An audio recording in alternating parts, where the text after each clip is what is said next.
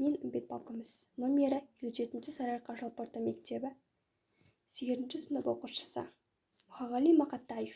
Ей өмір, дүниенің ағында қарасында, мыңқ етпейсің қабылдап аласында. Қарасымен шамаң жоқ таласуға.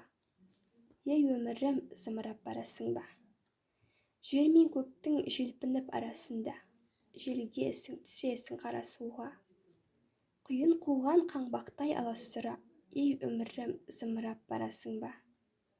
Мен отырмын теңіздің жағасында, берсем де шығуын аласында.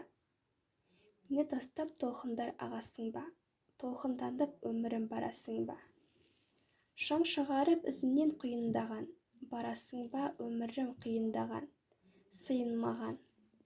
Ей өмір, сыйынмаған, сыйыңды алам мен сенің бұйырмаған.